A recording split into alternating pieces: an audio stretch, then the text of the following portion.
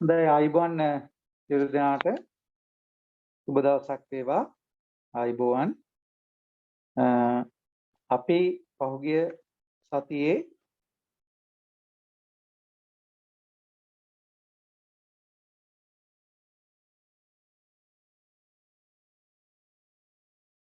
අනුමිතික සංඛ්‍යානයේ අවසානයේ දක්වා ආවා. ඒ අනුමිතික සංඛ්‍යානයේ අවසානයේදී අපි කළේ කයි වර්ග ව්‍යාප්තිය. කයි වර්ග ව්‍යාප්තිය කියන්නේ කල්පිත පරීක්ෂණයක්මයි.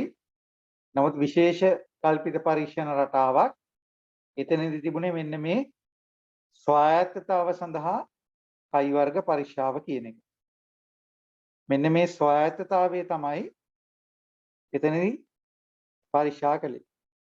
ස්වායත්තතාවය කියලා කියන්නේ AB කියලා යම්කිසි ප්‍රවර්ග දෙකක් ගත්තොත් කැටගරිස් නැත්නම් වර්ග දෙකක් ගත්තොත් මේ වර්ග දෙක එකිනෙකා රඳා පවතිනවාද නැද්ද යන්න තමයි පරීක්ෂා කරලා බලන්නේ. එතනදී අපේ උපකල්පනය H නෝට් අප්‍රතිෂ්ඨේ කල්පිතය කියලා සමවිතම ගන්නේ මෙන්න මේ AB දෙන්නා එකිනෙකා ස්වායත්තයි කියන එක. එකක් අනෙක මත රඳා පවතින්නේ නැත කියන එක තමයි උපකල්පනය. මොකද බලන්නේ ස්වායත්තතාවය. ඒකනේ පරීක්ෂා කරන්නේ. ඒ නිසා පරීක්ෂා කිරීමට ලක්වන දේ තමයි අපි H නෝට් කියලා ගන්නෙ. එන ස්වායත්තයි කියන එක තමයි H නෝට් කියලා ගන්නෙ. ඒ අනුව H1 කියන්නේ ඒකමා B ස්වායත්ත නොවේ හෙවත් පරායත්ත කියන එක. හරි. ඒතර මේකෙදි හැම ගැටලුවක්ම එක හා සමාන එකම විදිහේ ගැටලු තමයි අපිට එන්නේ. ඒතර මෙතනදී සිද්ධාන්ත ගැන අපි කතා කළා මෙන්න මේ ගැටලුව තමයි අපි කළේ.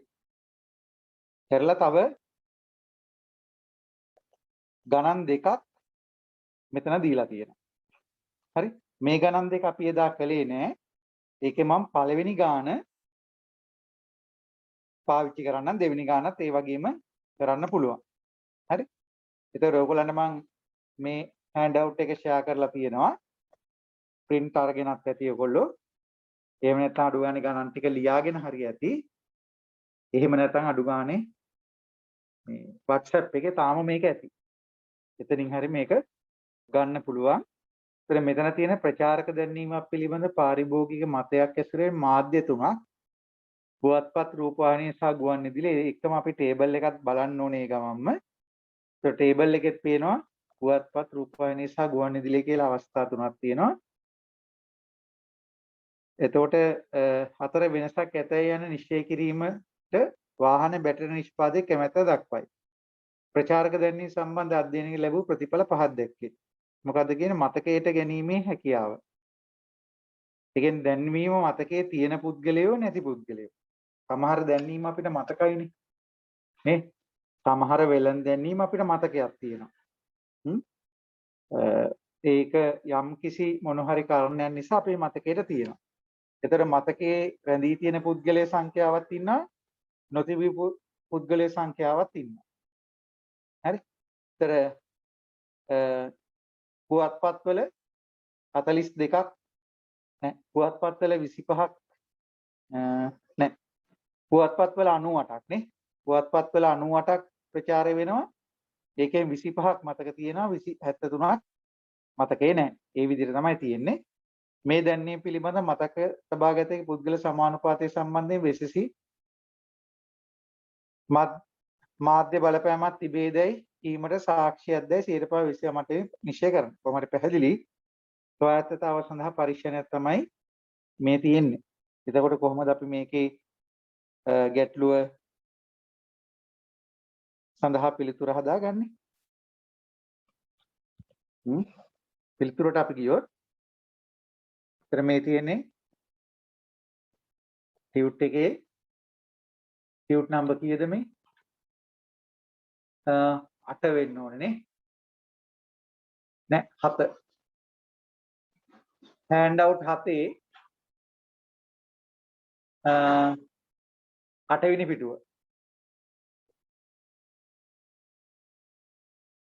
handout number 7 page number 8 කයි වර්ග පරීක්ෂණ. ඔන්න තියෙන තැනක් කිව්වා. හරි. එතකොට ඒකේ පළවෙනි ගානටයි මේ යන්නේ. ගණන් දෙකයි තියෙන්නේ. මොකද මම මේ ගාන කරන්නේ විභාගෙදී ඕගලන්ට මේ අවුරුදු 3ේම ඕගොල්ලෝ සාරාංශය හදාගෙන ඇති. මම එදත් කිව්වා සාරාංශය හදාගන්න කියලා.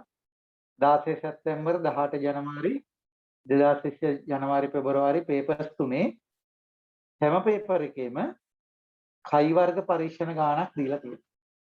ලකුණු 20ක්ම නෙමෙයි. ලකුණු 20ක්ම නෙමෙයි. හරි. 2016 6 වෙනි ප්‍රශ්නේ කොටසකට තියෙනවා. 18 6 වෙනි ප්‍රශ්නේ කොටසකට තියෙනවා. 20 පස්වෙනි ගානේ කොටසකට තියෙනවා. හරි. ඒ කියන්නේ ලකුණු 10ක ප්‍රමාණයක් සාමාන්‍ය විදිහට ගත්තොත් හොයාගන්න පුළුවන් අපිට. හරි. ඒතකොට මේ හැම ගානකදීම ඔයගලන්ට මෙන්න මේ වගේ ගානක් තමයි දීලා තියෙන්නේ. ඒක නිසා තමයි මම පළවෙනි ගාන පාවිච්චි කරන්නේ. එතකොට පියවර 1 කල්පිත ප්‍රකාශන H note H1. එතකොට H note කියලා කියන්නේ මොකක්ද? ඒ කියන්නේ දැනීම මතකයේ තිබීමයි මාධ්‍යය අතර ස්වායත්තතාවයක් තිබේ කියන්නේ. හරි. දැන්වීම පිළිබඳ මතකය එක කැටගරි එකක් සහ දැන් මාධ්‍ය වර්ගය නේ මාධ්‍ය වර්ගය අතර ස්වායත්තතාවක් තිබේ. ඒතර මේක අනිත් පැත්ත තමයි මේක වාක්‍යෙම ලියන්න දැන්වීම පිළිබඳ මතකය සහ දැන්වීම පිළිබඳ මතකය නෙමෙයි අකුරු ටිකවත් කියව ගන්න බෑ නේද? දැන්වීම පිළිබඳ මතකය සහ මාධ්‍ය වර්ගය අතර පරායත්තතාවක් තිබේ. මෙතන පරායත්තතාවය මෙතන පරායත්තතාවය. ඔය පියවර 1. ඊට පස්සේ පියවර 2. පියවර 2 වෙන්නේ අවදි ප්‍රදේශය. නැත්නම් ඔකට තව වචනයක් කියනවා මේ තීරණ සාධකය. ඒ කියන්නේ නීතිය මොකක්ද කියන එක.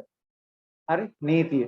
එතකොට මේකෙදි අනිවාර්යයෙන්ම කයි වර්ග ව්‍යාප්තිය පාවිච්චි කරන්නේ ඒක දකුණට කුටි කරන ව්‍යාප්තියක්. දකුණු පැත්තේ වලිගෙන් තමයි අපි මෙන්න මේ අවදි කයි වර්ගය හොයාගන්නේ. හරි. එතන මේක තමයි වර්ගඵලය ඇල්ෆා. එතන මේ ගානේදී ඇල්ෆා කියන්නේ කීයයි කියලා දීලා තියෙනවද?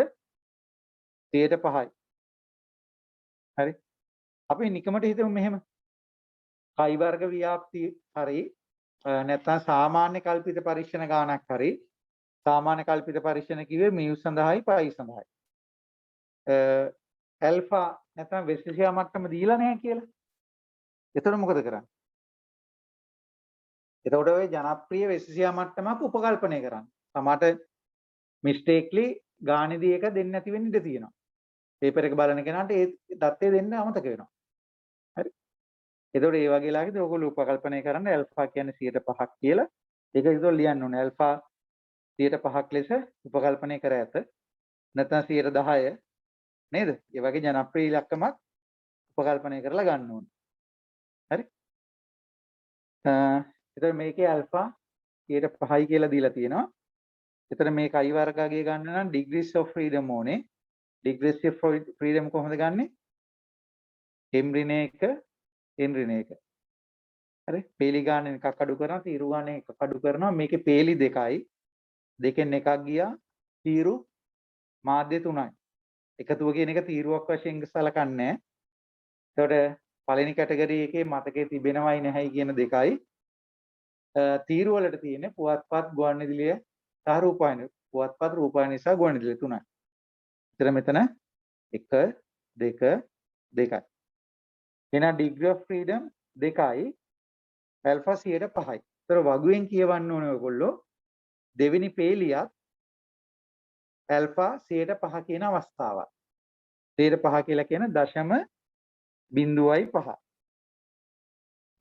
එතන මේ වෙලාවේදී ටේබල් එකක් ඕගොල්ලන්ට දීලා නැහැ.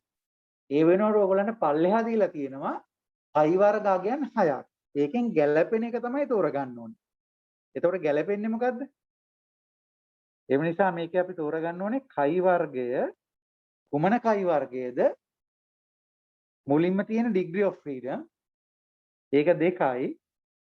ඊට පස්සේ තියෙන alpha නැත්නම් මම මේක මුලින්ම ලිව්වොත් මුලින්ම තියෙන මෙතන degree of freedom මම මේක ගිය සතිය අවසානයේදී කිව්වා.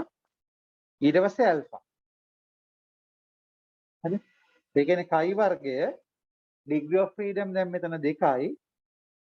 alpha 5යි. නැත්නම් 0.05යි. එතන මෙතන ඉලක්කම් 6ක් දීලා තියෙනවා. ඒ 6න් මේකට ගැලපෙන එක මොකක්ද කියලා බලන්න. 2.05. දැන් බලන්න උඩම පේලිය 1.05. ඊට පස්සේ 2.05. 3.05. යට එක 4ට අදාළව තියෙන්නේ. ඒ කියන්නේ අපි මෙන්න මේ ඉලක්කම වර්ධ ගනී කියලා හිතලා හැම වර්ධින්න පුළුවන් degree of freedom වලටත් හරි 2 කියන ඉලක්කමකට තමයි ওই වටිනාකම් ටික දීලා තියෙන්නේ. ඇල්ෆා 0.05 කියන එක ඉතින් වරද්ද ගන්න නැහැ මොඩේ කරෙන්න නොතේරෙන කෙනෙක් කරන්නේ. ඒක නිසා බලන්න ඒ දීලා තියෙන ඉලක්කම් 6ෙම ඒ ඉලක්කම් 6ෙම ඇල්ෆා වටිනාකම 0.5 තියෙනවා. degree of freedom තමයි වෙනස් වෙන්නේ. ඒතර එතන ගැලපෙන degree of freedom විදියට උත්තරේ ලැබෙන්නේ උඩ පේලියේ මැද එක 5.991. ඒක තමයි මෙතනට ලැබෙන්නේ. හරි. ඒ නිසා ටේබල් එකක් දීලා නැති වෙලාවක මේ වගේ ඉලක්කම් සමූහයකින් නිවැරදි එක තෝරගන්න ඕනේ. නිවැරදි එක තෝරගන්න ඕනේ. පැහැදිලිනේ? 5.991. හරි. ඊට පස්සේ තුන්වෙනි පියවරට එනවා. පියවර 3 ඒක තමයි පරීක්ෂක සංඛ්‍යාතිය. පරීක්ෂක සංඛ්‍යාතිය. දර පරීක්ෂක සංඛ්‍යාති කයි වර්ගයේ සොයා ගන්න අපිට තියෙන සූත්‍රයක්. මොකද සූත්‍රය වෙන්නේ සිග්මා මතකද සූත්‍රය? සිග්මා බෙදීමක් තියෙන්නේ. බෙදීමේ උඩ ඉන්නේ කවුද? ඕරින ඊගේ වර්ගය යට තියෙන ඊ. හරි ඕරින ඊගේ වර්ගය යට තියෙන ඊ. කියන ටේබල් එක ඔයගොල්ලෝ හදා ගන්න ඕනේ. ටේබල් එක වෙන්නේ පේලි 2යි තීරු 3යි. ලොකු ටේබල් එකක් ගන්න ඕනේ මොකද ඇතුළේ ඉලක්කම් හුඟක් පුරවන්න තියෙනවා. නාමකරණය පොඩ්ඩක් වුණාට කමක් නැහැ. එතකොට ලොකු සෙල්ස් දෙකක් හැදෙන්න ඕනේ. පේලි වල තීරු වල 3ක් හැදෙන්න ඕනේ.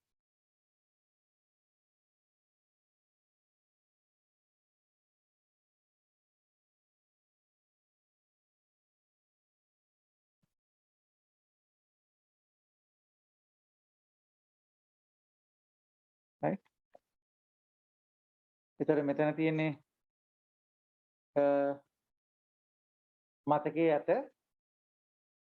නැත කියන එක.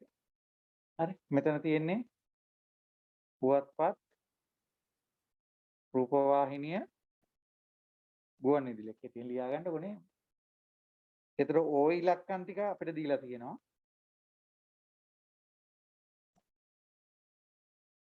ওই ඉලක්කම් ටික අපිට දීලා තියෙනවා. මොකද ওই ඉලක්කම් වෙන්නේ 25 10 7 මෙතන 73 මෙතන 93 මෙතන 108. එතන මෙතනක් තියෙන එකතුව මෙතනක් තියෙනවා එකතුව. එතන පහළට එකතුව 8යි 98යි. මෙතන පහළට එකතුව 3යි 9 1 10 103යි.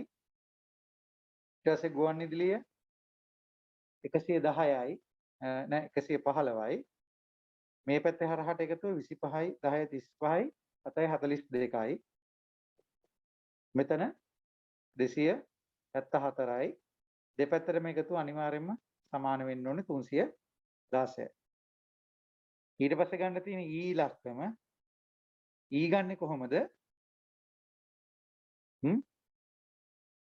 පේලි එකතුව 42ත් තීරු එකතුව 98ත් වැඩි කරලා බෙදනවා 316. හරි ඒ විදිහට තමයි E ඉලක්කම් ගන්නෙ. හැම එකක්ම ලියන්න ඕනේ පළවෙනි එක විතරක් ලියනවා. ඉතුරු එක අපි කැල් කරලම කෙලින්ම ගන්නවා. හරි? දන්න බව පෙන්වන්න තමයි පළවෙනි එක විතරක් ලියන්නේ. ඉතුරු ටික අපි කැල් කරලා ගමු. 42 වැඩි කිරීම 98 බෙදීම 316. 13 දශම ස්ථාන දෙකකට ලියමු 0.3යි. දශම එන්න පුළුවන්. ඊළඟ එක 42 වැඩි කිරීම 103 බෙදීම 316. 13.6යි 9යි. ඊට පස්සේ එක 42 වැඩි කිරීම 115 බෙදීම 316. 15.28යි. හරි? පේලි එකතුව වැඩි කරනවා තීරු එකතුවෙන් බෙදනවා මුළු එකතුවෙන්. එතකොට මෙතනට අදාළව ලැබෙන්නේ දෙවෙනි පේලියේ පළවෙනි එකට පේලි එකතුව 274යි වැඩි කිරීම තීරු එකතුව 98යි බෙදුවා 316. 84.97යි.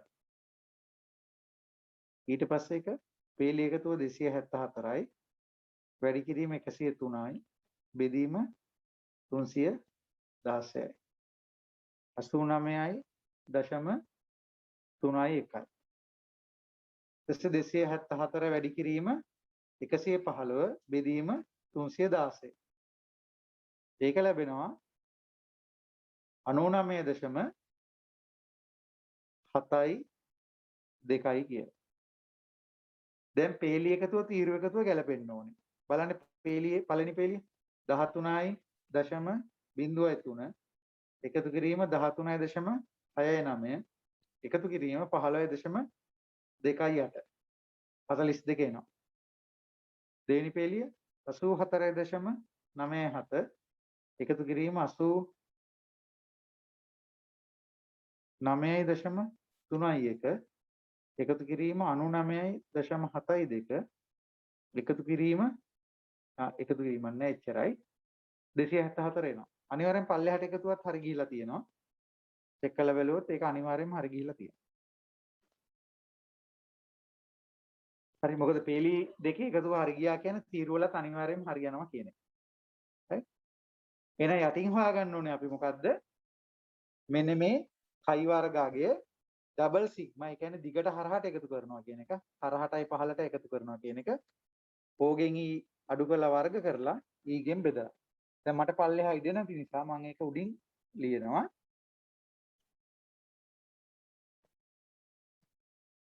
ඒතර කයි වර්ගාගය වෙන්නේ පළවෙනි පේලියේ ඒක ලියන්න වෙනවා 25 ඍණ 13.03 වර්ගයේ බෙදීම ඕරින E ගේ වර්ගයේ බෙදීම E.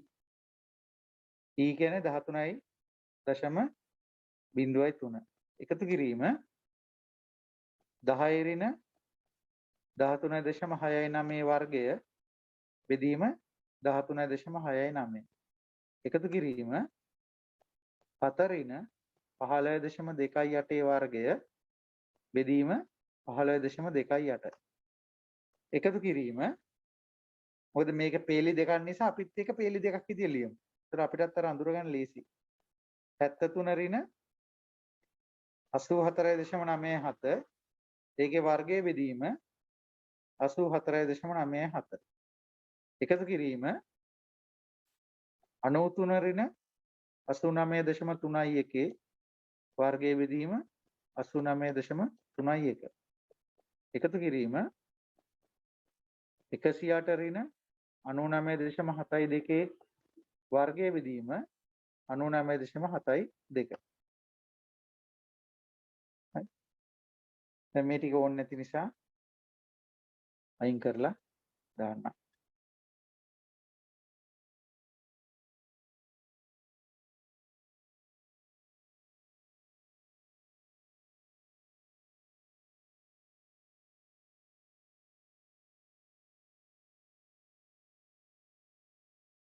හරි. ඒතර මේකේ උත්තරේ වෙනවා. ඒකට කැලලක ඉතින් පාවිච්චි කරන්න වෙනවා. 25 ඍණ 13.03. ඒකේ වර්ගය බෙදීම 13.03.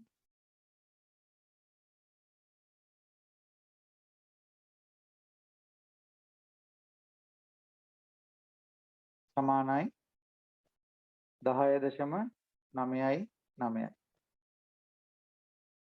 25 ඍණ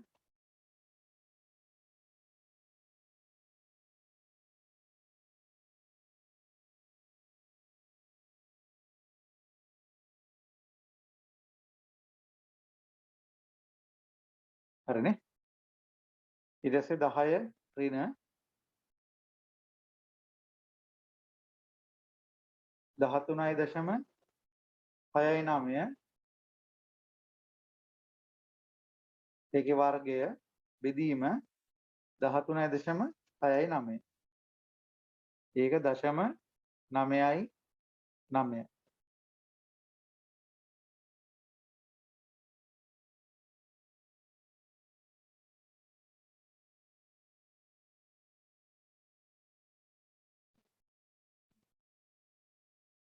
right.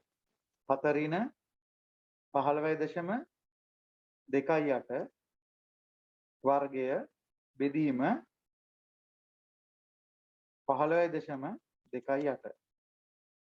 4.49. එකතු කිරීම 73 ඍණ 84.97. එයාගේ වර්ගය 73 ඍණ 84.97. එයාගේ වර්ගය බෙදීම 84.97. 1.69. පළවෙනි ලක්ෂණ මුගල් ලොකු එකක් නේද? 93 ඍණ 89.31. එයාගේ වර්ගය බෙදීම 89.31. එක පුංචි ඉලක්කමක්. 0.15. මෙතන 108 ඍණ 99.72. ඒකේ වර්ගය බෙදීම 99.72. 0.69. ඒතර මේකේ උත්තරේ ගණ්ඩායි තියෙන්නේ.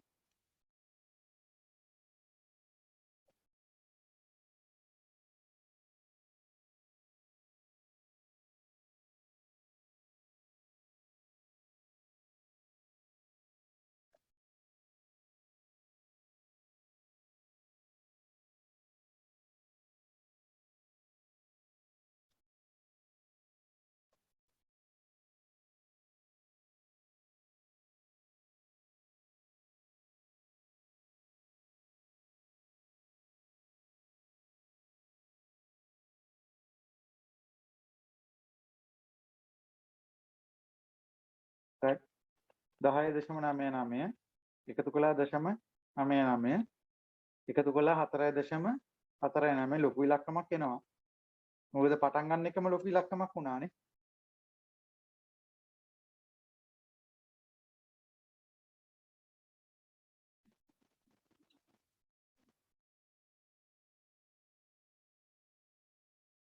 දහනමේ.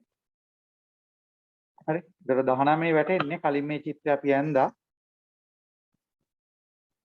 මෙතන ආවේ 5.991 නේ.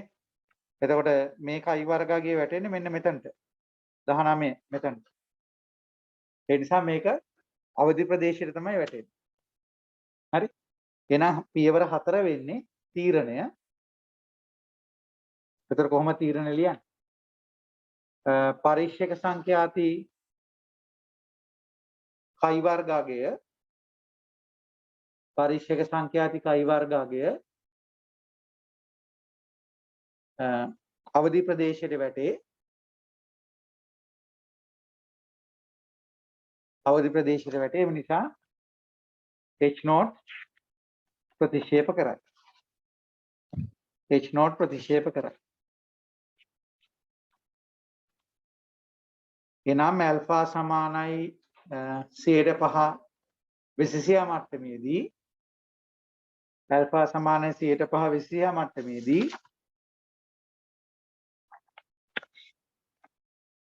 විසිසියා මට්ටමේදී දැනීම් පිළිබඳ මතකයේ සහ මාධ්‍ය යන්න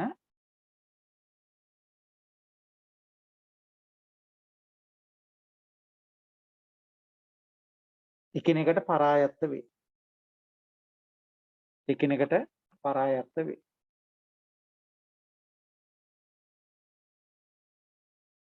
කියන්නේ මාධ්‍ය අනුව දැනීම් පිළිබඳ මතකය අපිට තියෙනවා කියන්නේ. ඒක සත්‍යයක් නේ. ඒක සත්‍යයක්. ඒ කියන්නේ සාමාන්‍යයෙන් කයි වර්ග ව්‍යාප්තියේදී සිද්ධ වෙන දේ තමයි ප්‍රායෝගිකව අපි දකින විශ්වාස කරන අත්දකින සම්බන්ධයක් තියෙනවානේ මෙන්න මේ දෙන්න අතර. හරි? මේ දෙන්න අතර එහෙම සම්බන්ධයක් තියෙනවා. දැන් අපි පන්තිදී ගත්ත උදාහරණය උනේ මුල් මේක මට මතක විදිහට A කියලා කිව්වේ දුම්බීම, B කියලා කිව්වේ පිළිකා ඇතිවීම. හරි හෘදයාබාධ කියලා. හරි? ඒතර මේ දෙක ස්වායත්තද පරායත්තද කියලා තමයි පරීක්ෂා කරන්න කියලා කිව්වේ. අපි දකින දේ තමයි, දන්න දේ තමයි දුම්බීමයි පිළිකා හෝ හෘදයාබාධ ඇතිවීමයි කියන එක එකිනෙකා අනිවාර්යයෙන්ම රඳා පවතිනවා. නේ? මේ දෙක අනිවාර්යයෙන්ම පරායත්ත වෙනවා. ඒ අපි ප්‍රායෝගිකව දකින දේ. ඒතර හුඟක් වෙලාට ගණන් වලත් ඒ දේ තමයි සිද්ධ වෙන්නේ. නමුත් අපි කරන්නේ මේක සංඛ්‍යානමය වශයෙන් ස්වායත්ත පරායත්තද කියන එකනේ. ඒක තීරණය වෙන්නේ ආපතිකතා වගුවේ ලැබෙන ඉලක්කම් අනුව. හරි? ආපතිකතා වගුවේ ලැබෙන ඉලක්කම් අනුව. සමහරවිට අපිට මේ ඉලක්කම් හිතාමතා විකෘති කරපුවා වෙන්න පුළුවන්. නේ? හිතාමතාම විකෘති කරපුවා වෙන්න පුළුවන්. එතකොට මේ විකෘති කරපු ඉලක්කම් මත තමයි අවසාන ප්‍රතිඵලය එන්නේ. එතකොට සමහරලාට කියවෙන්න පුළුවන් දුම්බීමයි හෘදයාබාධයි ඕ පිළිකා ඇතිවීමයි එකිනෙකා ස්වායත්ත වේ කියලා. ඒ කියන්නේ මේ දෙන්න අතර සම්බන්ධයක් නැහැ කියලා. ඒ කියන්නේ විකෘති කරපු ඉලක්කම් වලින් එහෙම දෙයක් වෙන්න පුළුවන්. ඒ නිසා හැමතිස්සෙම අපි කරන්නේ මේ පරිශනාත්මක හොයන එකක් මිසක් සත්‍යතාවය කියන එක නෙමෙයි. ලැබිච්ච උත්තර අනුව තමයි අදාළ කාරණේ වෙන්නේ. නමුත් හුඟක් වෙලාට ඉතින් අවසාන උත්තරේ කියවෙන්නේ අපි දන්න පිළිගන්න සත්‍යෙම තමයි. හරි? මෙතනත් ඒ දෙයම තමයි සිද්ධ වුනේ. ඒතර මේක දෙවෙනි ගාන ඔයගලන්ට කරන්න පුළුවන් මේ වගේම ගැටලුවක් තමයි තියෙන්නේ. ඒක එකතුව දාගන්න වෙනවා හරහටයි පහලටයි. එකතුව දීලා නැහැ. ඒක එකතු කිරීම කියන එක අවුලක් වෙන්නේ නැහැ. ඒතර ඒ උත්තරේ ගන්න පුළුවන්. හරි?